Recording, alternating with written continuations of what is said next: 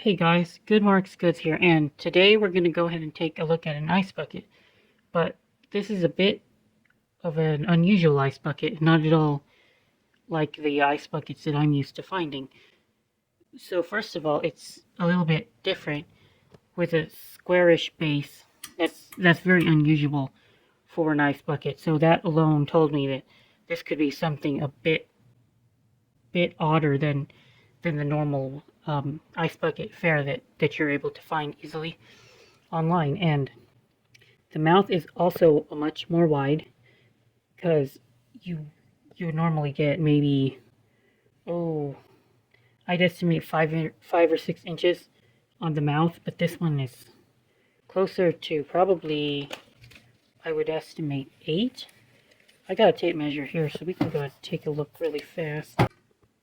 Okay, so about 7 inches in diameter on the mouth of this ice bucket, and I just checked, and a normal ice bucket has about 6 inches across. So, and if we're taking area or volume, it's actually quite a lot, because you're you're going from 6 cubed to 7 cubed, right?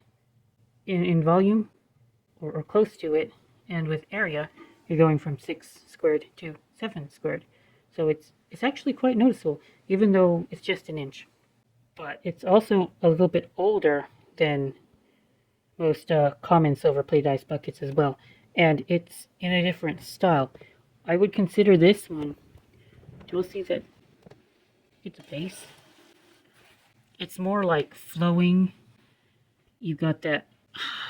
I'm not an artist, guys. I'm not an artist, but I would consider this to be an ice bucket modeled after the Art Nouveau movement. Yeah, the Art Nouveau movement, where they used free-flowing, energetic motifs instead of the blockier, geometric motifs of Art Deco.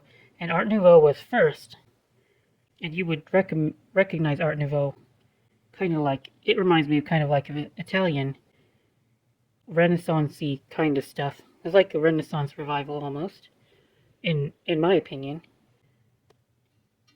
But yeah, definitely not an artist.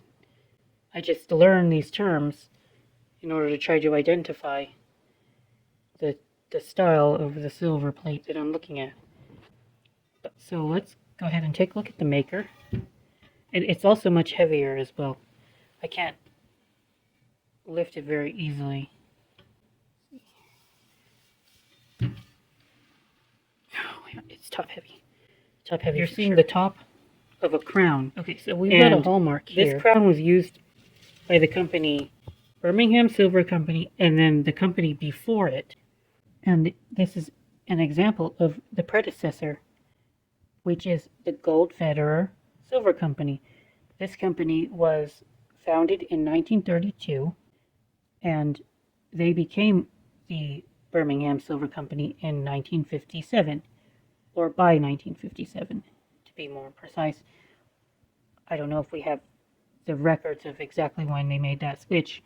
Sometimes the records in old silver-plated firms, in the history and that kind of thing, it's sketchy at best.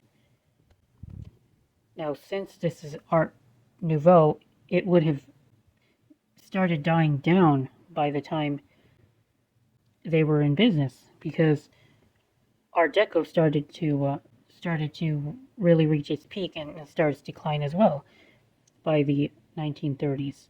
So it's kind of hard to really date the piece, and why they decided to make an example of Art Nouveau is kind of beyond me.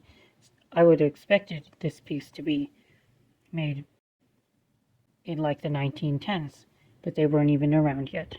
Value-wise, the Goldfeder Company sells very well on the market, even today, given that an ice bucket could go for 60 or so bucks to upwards of 100, because it's by the Goldfeder Company and a little bit older and way more rare. I would want $300 for this ice bucket. If I can't get that, I would rather sit on it. Hope you all enjoyed. Good Marks Goods out.